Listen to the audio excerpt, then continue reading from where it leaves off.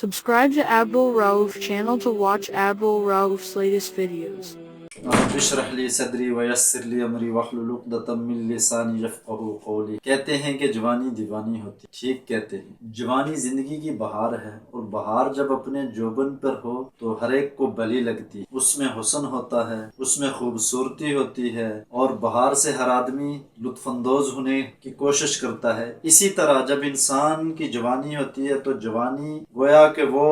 حد شباب ہوتا ہے کہ جس میں انسان کے جذبات، جس میں اس کے اندر پیدا ہونے والی امنگیں،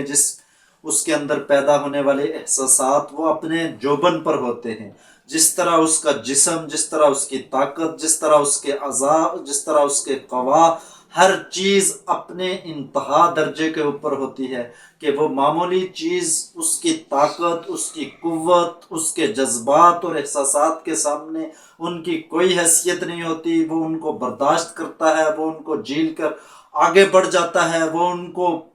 ہر طرح سے ان کا سامنا کرنے کے لیے تیار ہوتا ہے۔ اس جوانی کے اندر ہر چیز سے وہ ٹکرا جاتا ہے، ہر چیز کو وہ تبدیل کرنے کی کوشش کرتا ہے، انقلاب لانے کے لیے اپنی صلاحیتوں کو صرف کرتا ہے۔ لیکن پھر ایک وقت آتا ہے، مگر یہ بھی ہے کہ پھر ایک وقت ایسا آتا ہے کہ ہر عروج کو زوال ہے۔ جوانی بھی ایک ایسی شے ہے کہ اس کو بھی ایک وقت زوال آنا شروع ہو جاتا ہے کہ وہ جسم کے جس کے اندر طاقت، قوت، صلاحیت، استعداد،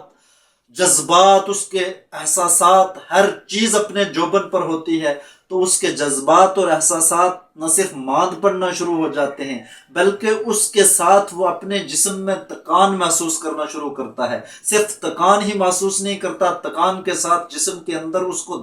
درد کا احساس بھی ہونا شروع ہو جاتا ہے، اس کے ساتھ اس کے قوا مزمحل ہونا شروع ہو جاتے، اس کے ساتھ اس کے جسم کے اعضائے رئیسہ کمزور ہونا شروع ہو جاتے ہیں، اس کے ہاتھوں میں وہ طاقت نہیں رہتی، جس طرح اس کی آنکھوں کی وہ بینائی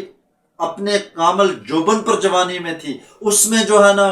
کمزوری پیدا ہونا شروع ہو جاتی ہے، شنوائی ساتھ دینا چھوڑ دیتی ہے، اس کی دماغی صلاحیت کمزور پڑ جاتی ہے، مردانگی کی قوتیں اور رفتیں زوال پذیر ہونے لگتی ہیں۔ نادان پھر بھی نہیں سمجھتے کہ جس نے یہ ساری جوانی دی ہوئی تھی، جس نے یہ ساری طاقت عطا کی ہوئی تھی، جس نے وہ جذبات اور احساسات ہرے بھرے رکھے ہوئے تھے، اب ان کے اوپر پسر مردگی چھانا شروع ہو گئی ہے، اب وہ ٹھنڈے پڑنا شروع ہو گئے ہیں۔ گویا کہ انسان کا جو سفر بلندی سے ڈلوان کی طرف شروع ہو گیا ہے، لیکن انسان یہی سمجھتا ہے کہ یہ میری کہانی نہیں ہے بلکہ یہ دوسرے کی کہانی ہے۔ اسی تکان کے ساتھ وہ آگے بڑھنے کی بجائے وہ اپنے آپ کو مجتمع کر کے اپنے جذبات اور احساسات کو کسی ایک نقطہ کے اوپر جما کر اس بات کو محسوس کرنے کے بجائے کہ اب جو پہلوان کا سفر شروع ہو چکا ہے کہ کسی بھی وقت زندگی کی شام ہو سکتی ہے، کہ جوانی نے ساتھ چھوڑنا شروع کر دیا ہے، وہ یہ سوچتا ہے کہ یہ کہانی کسی اور کی ہے، وہ یہ سوچتا ہے کہ یہ بات کسی اور کے لیے ہے، وہ یہ سمجھتا ہے کہ یہ حادثہ جو ہونے والا ہے یہ کسی دوسرے کے ساتھ ہوگا، میں اسی طرح قائم و دائم رہوں گا۔ لیکن وقت گزرنے کے ساتھ پھر ہر چیز اس کی مزمحل ہونا شروع ہو جاتی ہے، اور ہم میں سے ہر ایک کا اس چوٹی کے سے ڈہلوان کی طرف سفر شروع ہو چکا ہے کہ انسان کو محسوس ہی نہیں ہوتا کہ اس کا یہ سفر اس موت کی طرف شروع ہو چکا ہے۔ پھر بھی وہ انسان اس جیسے جیسے جوانی گزرتی جاتی ہے، بڑھاپے کا سفر اس کو گھیرتا جاتا ہے، اس کی امنگیں، اس کی امیدیں، اس کے جذبات اور احساسات وہ بڑھنا شروع ہو جاتے ہیں، امیدیں لمبا ہونا شروع ہو جاتی ہیں،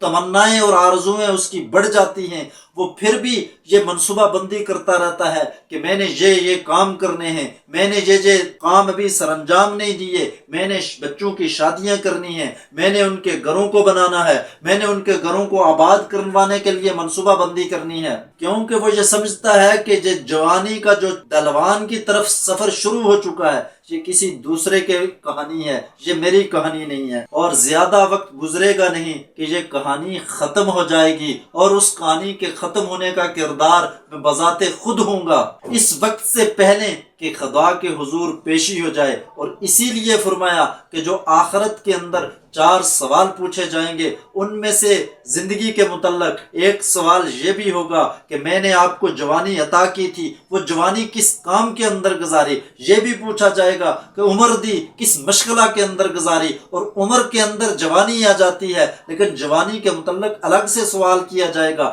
اس لیے کہ انسان جوانی میں وہ کام کر سکتا ہے، انسان جوانی کے اندر وہ اعمال کر سکتا ہے، انسان جوانی میں وہ نیکیاں کر سکتا ہے، انسان اپنے آپ کو بدلنے کے لیے جوانی میں وہ محنت کر سکتا ہے، انسان کائنات کو اس کے اندر تبدیلی لانے کے لیے وہ صلاحیتیں صرف کر سکتا ہے کہ جس کا ایک بڑا حلقہ اثر کے اوپر اثر پڑے، لیکن اگر اس نے اس جوانی کی طاقت کو ضائع کر دیا، اس شباب کو گہنا دیا، اس حسن کو، اس توانائی کو، اس طاقت کو، ان جذبات کو، ان احساسات کو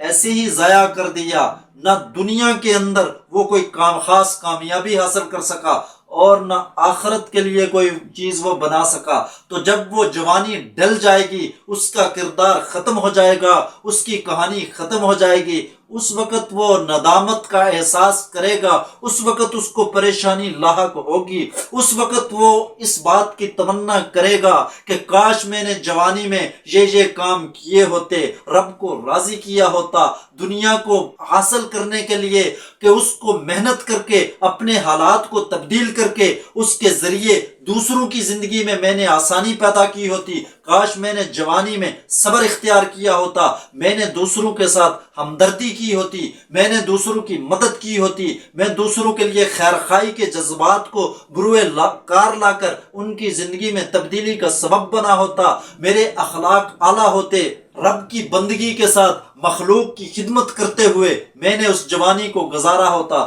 تو آج اس خسران، آج اس ناکامی، آج اس پشیمانی سے اپنے آپ کو دائمی طور پر محفوظ کر سکتا تھا، لیکن اس نے ضائع کر دی اگر جوانی ایسے ہی کھیل تماشا کے اندر کہ جس کی وجہ سے نہ وہ دنیا کے اندر کوئی چیز حاصل کر سکا اور نہ آخرت کے گھر کو وہ بنا سکا، تو پھر رب کا بھی فیصلہ ہے کہ قیامت میں اس کو اندھا اٹھایا جائے گا، کیونکہ وہ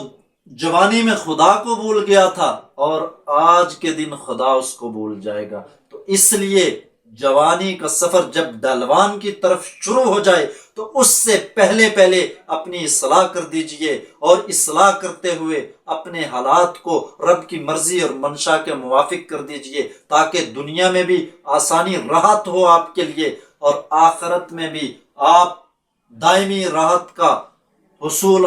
رب کی ذات سے حاصل کر سکیں۔